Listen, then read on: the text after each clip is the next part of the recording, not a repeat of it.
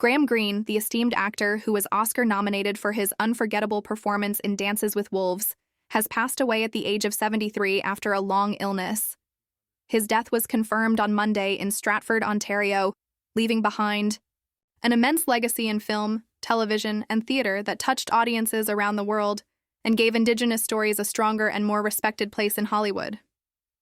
The news of his passing has brought with it an outpouring of tributes from colleagues, fans, and cultural institutions alike, all of whom recognize the importance of Greene's career and the barriers he helped break down for generations of Indigenous performers who followed him. Greene's name became synonymous with dignity, quiet strength, and layered humanity in roles that might have otherwise been ignored, stereotyped, or diminished by an industry that, for decades, showed little sensitivity toward authentic Indigenous representation. His performance as Kicking Bird in Kevin Costner's 1990 epic Dances with Wolves remains the defining turning point in his career, a performance that earned him an Academy Award nomination for Best Supporting Actor and established him as one of the most respected Indigenous actors in Hollywood. But to reduce his life and legacy to one role would be a disservice. Greene was more than just Kicking Bird.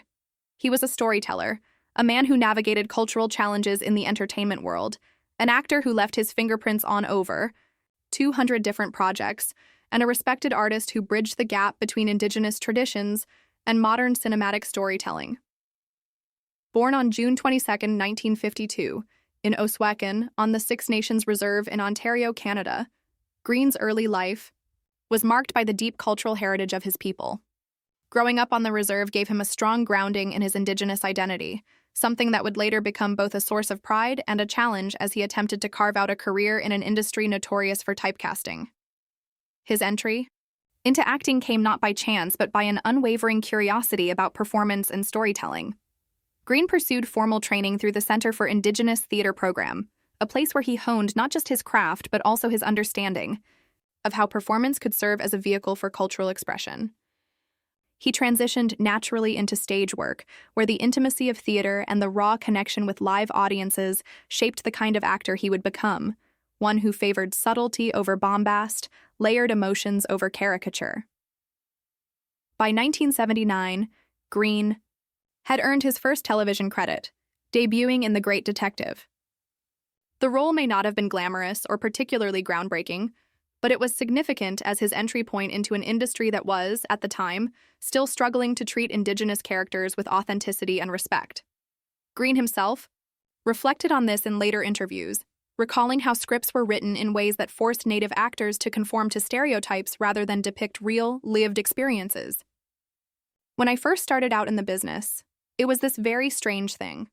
They'd hand you the script where you had to speak the way they thought Native people spoke. And in order to get my foot in the door a little further, I did it. I went along with it for a while, Greene admitted in a 2022 interview. This revelation captures the inner conflict he must have experienced as a young actor, balancing the desire to succeed professionally with the recognition that success sometimes came at the cost of authenticity. Yet, far from becoming disillusioned, Greene used this realization as fuel to improve himself, to sharpen his skills, and to push back against the limitations imposed on him by others. He decided to redouble his efforts, determined to ensure that his craft would eventually speak louder than the stereotypes. Greene's first major film role came with Running Brave in 1983, a biographical drama about Billy Mills, the Native American track and field athlete who shocked the world by winning the 10,000 meters at the 1964 Tokyo Olympics. Though Greene's role wasn't the centerpiece, the project resonated with him. It was one of the first films he worked on that attempted to depict Indigenous characters, not as sidekicks, villains, or romanticized others, but as real human beings with their own ambitions, struggles, and triumphs. That film became an early stepping stone toward the larger success that was soon to follow. That success, of course, came in the form of Dances with Wolves, a sweeping revisionist Western, directed by and starring Kevin Costner. The film, released in 1990, redefined Hollywood's portrayal of Native Americans. Greene's performance as Kicking Bird, a thoughtful and wise Lakota Sioux medicine man, became one of the film's emotional anchors. Kicking Bird's quiet strength and moral depth resonated with audiences and critics alike, offering a representation of Indigenous identity that was neither diminished nor exoticized, but deeply human. For Greene, The role was a revelation, elevating him from a hardworking but relatively unknown actor to an internationally recognized figure. His Academy Award nomination for Best Supporting Actor was not just a personal triumph. It was a historic one, a recognition of the importance of Indigenous voices in mainstream cinema. Though he ultimately lost to Joe Pesci for Goodfellas, the nomination cemented Greene's place in Hollywood and opened doors for a career that would span decades. After Dances with Wolves, Greene's career exploded. He became one of the most prolific character actors of his generation, moving effortlessly between genres and media. In Thunderheart 1992, he played a crucial role in a crime drama inspired by real-life events on Native American reservations, once again grounding the film with authenticity and gravitas. In Maverick 1994, he showcased his comedic timing alongside Mel Gibson and Jodie Foster, proving he wasn't confined to serious, dramatic roles. The same year, he appeared in North, a family-oriented film, and just a year later, he turned up in Die Hard with a Vengeance, 1995, one of the biggest action films of the decade, sharing screen time with Bruce Willis and Samuel L. Jackson. By the late 1990s, Greene had established himself not just as an Indigenous actor, but as an actor, period, someone who could take on any role, in any context, and elevate it with his presence. Perhaps one of his most moving performances came in The Green Mile, 1999, Frank Darabont's adaptation of Stephen King's novel.